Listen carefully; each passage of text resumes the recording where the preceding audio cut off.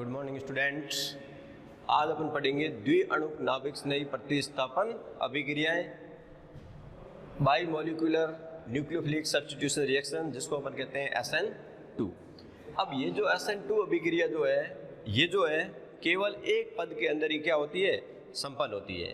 और इसके अंदर इसकी क्रियाविधि अपन देखेंगे तो इसके अंदर जो है वो मध्यवर्ती का निर्माण नहीं होता है, इसके अंदर संक्रमण अवस्था का निर्माण होता है। और इसके अंदर जो संक्रमण अवस्था जो बनेगी तो इसके अंदर एक जो अपना नाभिक स्नेही जो होगा वो निष्कासित होने वाला नाभिक स्नेही और एक आक्रमणकारी जो नाभिक स्नेही है। तो आक्रमणकारी नाभिक स्नेही है जो इसके अंदर बैक साइड से अटैक करता है, जिसको अपन क्या कहते हैं, 180 डिग्री कोण से, जिसको अपन रेयर अटैक कहते हैं। और इसके अंदर जो संक्रमण अवस्था जो होगी, इसके अंदर जो आक्रमणकारी नाभिक स्नेही और निष्कासित होने वाला नाभिक स्नेही दोनों जो है आंशिक रूप से क्या होते हैं, जुड़े होते हैं। अब इसके अंदर जो अभिक्रिया का जो वेग होगा वो नाभिक स्नेही और एल्किल हैलाइड दोनों की सांद्रता के ऊपर डिपेंड करता है। इस कारण से अपन इस अभिक्रिया को क्या कहते हैं, SN2 कहते हैं, क्योंकि इसमें अभिक्रिया की कोटि कितनी है, 2 है। अब इसके अंदर देखिए ये अभिक्रिया कैसे होती है, तो अपन इसको एक एग्जाम्पल के रूप में लेके इसको समझते हैं।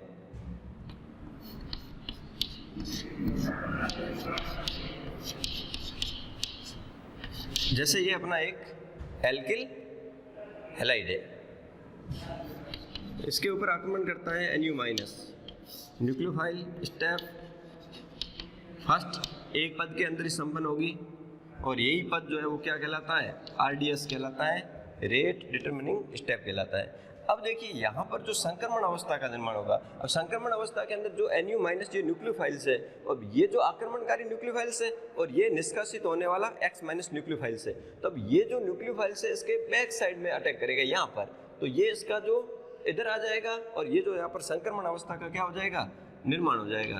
तो यह यहाँ ये पर ये संक्रमण अवस्था बनेगी, ये हो जाएगा Nu और ये हो जाएगा X माइनस। अब ये जो अवस्था कहलाती है ये संक्रमण अवस्था कहलाती है।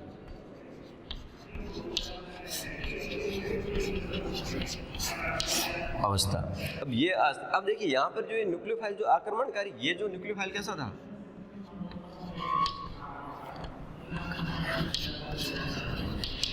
आक्रमणकारी नाभिक स्नेही और ये था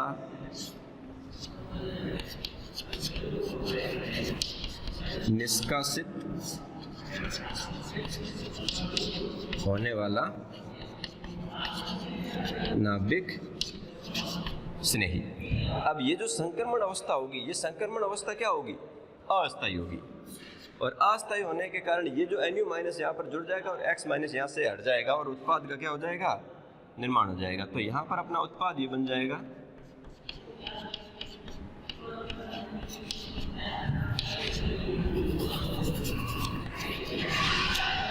न्यूक्लियोफाइल्स और ये हो जाएगा X-। यहाँ पर जो ये उत्पाद अपन को प्राप्त हो जाएगा और ये जो X था निष्कासित होने वाला नाभिक स्नेही यहाँ से हट जाएगा और ये आक्रमणकारी न्यूक्लियोफाइल यहाँ जुड़कर ये उत्पाद का क्या कर देगा, निर्माण कर देगा। अब यहाँ पर क्या होगा कि यहाँ पर जो इसमें क्रिया कारक था, ये क्रिया कारक और इसके ऊपर आक्रमण करने वाले न्यूक्लियोफाइल्स, अब क्रिया कारक का जो विन्यास था वो इस न्यूक्लियोफाइल्स के आक्रमण के कारण जो इसका जो विन्यास है वो क्या हो गया, इसका विपरीत हो गया। क्रिया कारक के विन्यास से जो उत्पाद का विन्यास क्या हो गया, विपरीत हो गया। और ये जो विपरीत होना ये क्या कहलाता है, जो वाल्डन प्रतिपन कहलाता है। तो इसका मतलब ये हुआ कि जो वाल्डन प्रतिपन या अपन इसको कह सकते हैं वाल्डन प्रतिलोमन। अब यहाँ पर जो SN2 अभिक्रिया है, ये SN2 अभिक्रिया किस घटना के ऊपर आधारित हुई, प्रतिपन की घटना के ऊपर आधारित होती है। अब इसके अंदर देखिए यहाँ पर अब अपन एल्किल हैलाइड X की जगह लेकर और न्यूक्लियोफाइल लेकर इसकी अभिक्रिया को देखें तो इसकी अपन क्रियाविधि को एक एग्जाम्पल के रूप में समझ सकते हैं।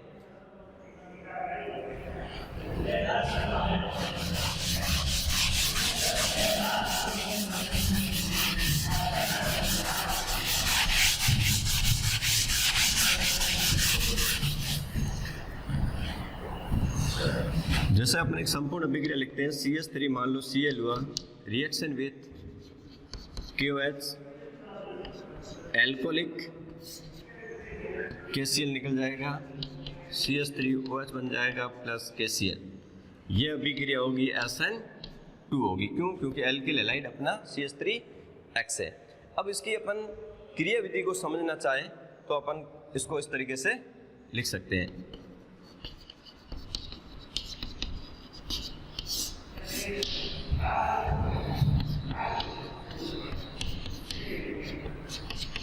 ये अपना मैथिल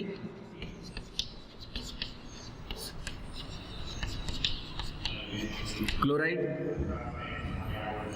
अब यहां पर जो ये KOH है, KOH जो एल्कोलिक है, यहाँ पर एल्कोलिक ना लेकर यहाँ पर KOH अपन को कैसा लेना पड़ेगा? एक्वस, जलीय लेना पड़ेगा, जलीय KOH। तो ये टूट जाएगा K प्लस में और OH माइनस में टूटेगा। अब यहाँ पर इसके ऊपर न्यूक्लियोफाइल्स जो है अपना OH माइनस, ये इसके ऊपर आक्रमण करेगा। ये स्टेप फर्स्ट ही होगा और ये RDS होगा। अब ये न्यूक्लियोफाइल्स इसके आक्रमण करेगा तो यहाँ पर मध्यवर्ती संक्रमण अवस्था का क्या होगा? निर्माण हो जाएगा। यहाँ पर आंशिक रूप से ये जुड़ जाएगा OH और यहाँ पर हो जाएगा ये Cl और ये पूरे के ऊपर हो जाएगा माइनस। अब ये हो जाएगी संक्रमण अवस्था, ये अस्थायी होगी। अब ये जो उत्पाद अपना बन जाएगा C, ये हो जाएगा OH मैथिल एल्कोहल और Cl माइनस यहाँ से हट जाएगा, मैथिल एल्कोहल का निर्माण हो जाएगा। तो यहाँ पर ये जो मैथिल क्लोराइड OH न्यूक्लियोफाइल इसके ऊपर, अब यहाँ पर जो आक्रमण हो रहा है, ये आक्रमण इसके बैक साइड में हो रहा है, 180 डिग्री एंगल से हो रहा है और ये OH यहाँ पर आक्रमण करेगा तो ये OH और ये निष्कासित होने वाला नाभिक से नहीं और ये आक्रमणकारी नाभिक से नहीं आंशिक रूप से जुड़े होंगे, ये संक्रमण अवस्था कहलाएगी और ये संक्रमण अवस्था अस्थायी होगी। और यहाँ से ये जो Cl यहाँ से हट जाएगा और OH इसके साथ जुड़कर मैथिल अल्कोहल का क्या हो जाएगा? निर्माण हो जाएगा। तो इसके अंदर जो अभिक्रिया का वेग है, अभिक्रिया का वेग मतलब रेट जो है वो डिपेंड करेगी किसके ऊपर डिपेंड करेगी? एक तो करेगी इसके अंदर एल्किल हैलाइड जो अपना है वो है CH3Cl और दूसरा इसके अंदर होगा न्यूक्लियोफाइल्स Nu माइनस के रूप में अपन ने लिया है OH माइनस। तो कहने का मतलब यहाँ पर जो SN2 अभिक्रिया के अंदर अभिक्रिया का जो वेग है वो एल्किल हैलाइड और नाभिक नहीं दोनों की सांद्रता के ऊपर डिपेंड करता है। इस कारण से इस अभिक्रिया को अपन क्या कहते हैं? SN2 कहते हैं। अब यहाँ पर देखिए कि ये जो इस कार्बन से CX बंध जो है और CX बंध में जो कार्बन है, इस कार्बन के ऊपर एल्किल समूहों की संख्या में यदि वृद्धि होती जाएगी तो त्रिविम बाधा बढ़ेगी और त्रिविम बाधा बढ़ेगी तो इसका मतलब SN2 अभिक्रिया की जो क्रियाशीलता है वो क्या होगी? घटेगी। और अब यहाँ पर यदि अपन समान एल्किल हैलाइड को जोड़कर देखते हैं तो इनकी जो क्रियाशीलता का जो क्रम है वो क्या होता है? तो अपन इसको लिख सकते हैं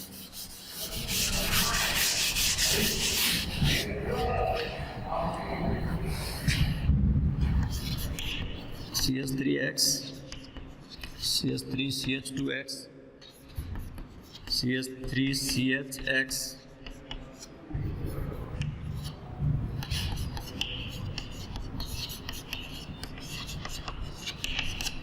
अब देखिए ये जो CH3X है ये एल्किल हैलाइड 1 डिग्री है, ये 2 डिग्री है और ये 3 डिग्री है। अब अपन देखेंगे कि इसमें SN2 अभिक्रिया की क्रियाशीलता का क्रम सबसे फास्ट SN2 अभिक्रिया कौन देगा? तो देखिए यहाँ पर केवल इस कार्बन से CX बंध में कार्बन से 3 H जुड़े हुए हैं, यहाँ पर इसके अंदर एक मैथिल ग्रुप जुड़ा हुआ है, यहाँ पर इससे 2 मैथिल ग्रुप जुड़े हुए, यहाँ पर इसके 3 एल्किल ग्रुप जुड़े हुए, 3 मैथिल ग्रुप जुड़े। कहने का मतलब त्रिविम बाधा क्या हो रही है? बढ़ रही है। अपन CH3X से अपन इसके अंदर CH3X की ओर जाते हैं तो मतलब त्रिविम बाधा में क्या हो रही, वृद्धि हो रही है, त्रिविम बाधा बढ़ रही है। अब त्रिविम बाधा बढ़ेगी तो SN2 अभिक्रिया की क्रियाशीलता क्या होगी, घटेगी। तो इसका मतलब ये हुआ कि सबसे फास्ट जो SN2 अभिक्रिया कौन देगा, CH3X देगा, फिर ये देगा और फिर ये देगा। तो इसके अंदर जो SN2 अभिक्रिया की क्रियाशीलता का क्रम CH3X 1 डिग्री, फिर 2 डिग्री और 3 डिग्री सबसे क्या देगा, कम देगा। तो यहाँ पर अपन कह सकते हैं कि जो त्रिविम बाधा जितनी अधिक होगी क्रियाशीलता उतनी क्या हो जाएगी, कम हो जाएगी या घटती है। अब देखिए अपन इसके अंदर ये था CH3X, CH3, CH2X और ये 1 डिग्री, ये 2 डिग्री और ये 3 डिग्री। तो इसके अंदर सबसे SN1 अभिक्रिया सबसे अधिक कौन, SN2 अभिक्रिया सबसे अधिक कौन देगा, CH3X देगा। तो कहने का मतलब ये है कि जो 3 डिग्री एल्किल हैलाइड है उनकी क्रियाविधि है वो तो 3 डिग्री एल्किल हैलाइड को क्रियाविधि तो डिपेंड करेगी किससे, SN1 अभिक्रिया के द्वारा करते हैं। और प्राथमिक एल्किल हैलाइड है जिसकी अपन क्रियाविधि SN2 अभिक्रिया के द्वारा देते हैं। अब यदि मान लो एल्किल हैलाइड 2 डिग्री आ जाए तो एल्किल हैलाइड 2 डिग्री जो है वो SN1 अभिक्रिया और SN2 अभिक्रिया में से किस क्रियाविधि द्वारा अभिक्रिया करेगा, कौन सी अभिक्रिया देगा, ये किस पर डिपेंड करेगा, नाभिक स्नेह की प्रकृति और विलायक के ऊपर डिपेंड करेगा। यदि विलायक इसके अंदर यदि ध्रुवीय हो गया तो अभिक्रिया किसके द्वारा होगी, SN1 के द्वारा होगी। और यदि विलायक जो है अध्रुवीय हो गया तो अभिक्रिया किसके द्वारा होगी, SN2 के द्वारा होती है। तो ये था अपने SN2 अभिक्रिया। और SN2 अभिक्रिया के अंदर जो इसकी क्रियाशीलता का जो क्रम है इंपॉर्टेंट है क्योंकि इसके ऊपर फिर आगे प्रश्न पूछे जाते हैं। फिर आज अपन इसके ऊपर एक प्रश्न लेते हैं और फिर उसको सॉल्व करते हैं कि कौन सा यौगिक जो है SN1 अभिक्रिया अधिक देता है और कौन सा कम देता है।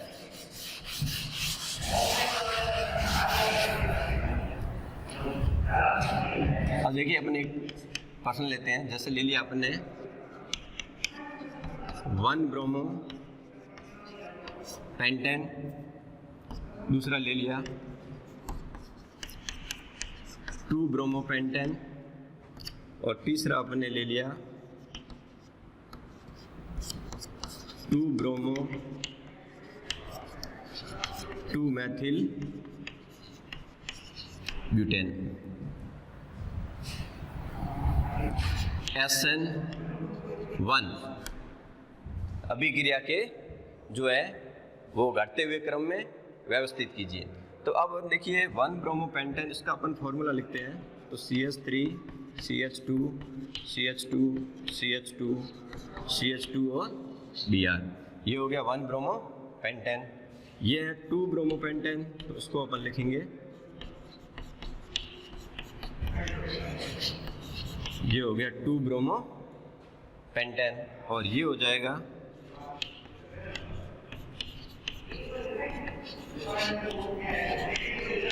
2 ब्रोमो 2 मैथिल ब्यूटेन। अब देखिए इसके अंदर ये एल्किल हैलाइड 1 डिग्री है, ये एल्किल हैलाइड 2 डिग्री है और ये एल्किल हैलाइड 3 डिग्री है। अब अपन को देखना है कि इसको SN1 अभिक्रिया, SN1 अभिक्रिया जो है वो सबसे अधिक कौन देगा और कम कौन देगा। तो SN1 अभिक्रिया की जो क्रियाशीलता का क्रम है वो सबसे अधिक क्रियाशील कौन होता है, 3 डिग्री, फिर 2 डिग्री, फिर 1 डिग्री और लास्ट में होता है CH3X होता है। तो इसके अंदर ये एल्किल हैलाइड 1 डिग्री है, ये 2 डिग्री और ये 3 डिग्री है। तो SN1 अभिक्रिया के अकॉर्डिंग देखेंगे तो सबसे फास्ट कौन देगा, सबसे फास्ट ये देगा, 3 डिग्री सबसे अधिक देगा, उससे कम 2 डिग्री और ये क्या देगा, सबसे कम देगा। तो ये SN1 अभिक्रिया का जो है बढ़ता हुआ क्रम है कि सबसे फास्ट कौन देगा, 3 डिग्री देगा। इसके अलावा एक अपन और एग्जांपल ले सकते हैं कि यदि सारे एल्किल हैलाइड 1 डिग्री आ जाए तो अपन कैसे बताएंगे कि SN1 अभिक्रिया अधिक कौन सा एल्किल हैलाइड देता है। जैसे एक एग्जांपल और लेते हैं अपन, एक अपना है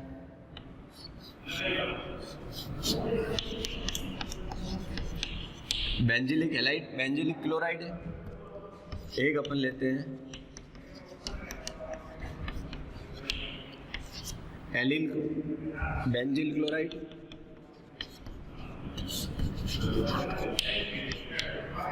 या बेंजिलिक क्लोराइड, ये है एलिल क्लोराइड या एलिलिक क्लोराइड,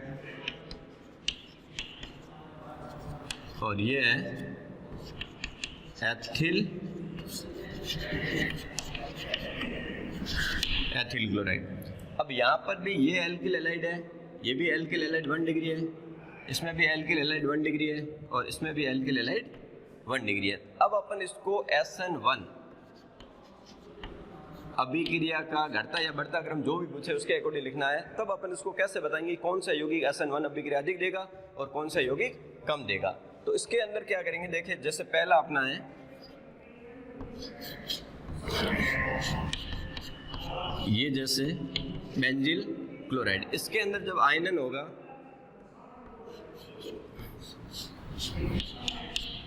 तो ये हो जाएगा CH2 बन जाएगा और Cl क्या बन जाएगा, माइनस बन जाएगा। अब ये जो अपना संरचना बनी है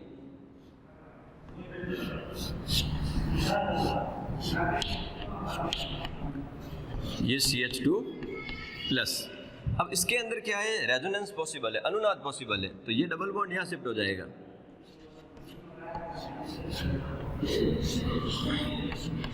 डबल बॉन्ड जैसे यहाँ शिफ्ट होगा तो ये CH2 हो जाएगा और प्लस घूम के यहाँ आ जाएगा। सेकंड में ये डबल बॉन्ड यहाँ शिफ्ट होगा, प्लस यहाँ आ जाएगा डबल बॉन्ड CH2, ये डबल बॉन्ड यहाँ शिफ्ट हो जाएगा, ये प्लस घूम के यहाँ आ जाएगा और ये जो डबल बॉन्ड है वो यहाँ शिफ्ट हो जाएगा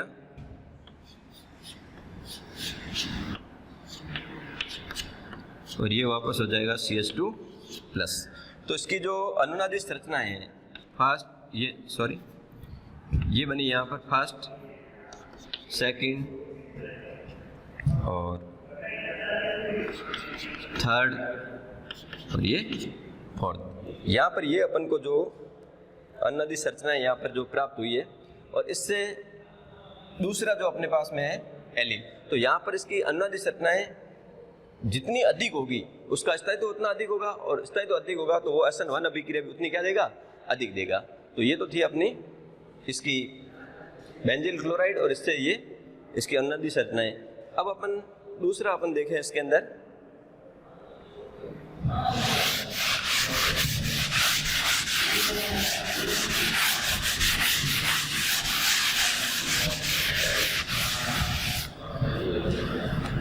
सेकंड है अपना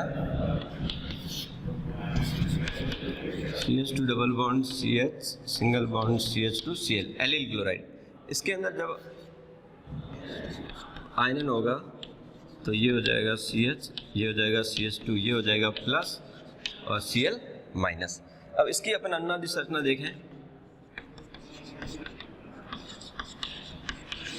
अब एक बार प्लस चार्ज इधर है, एक बार प्लस चार्ज इधर चला जाएगा,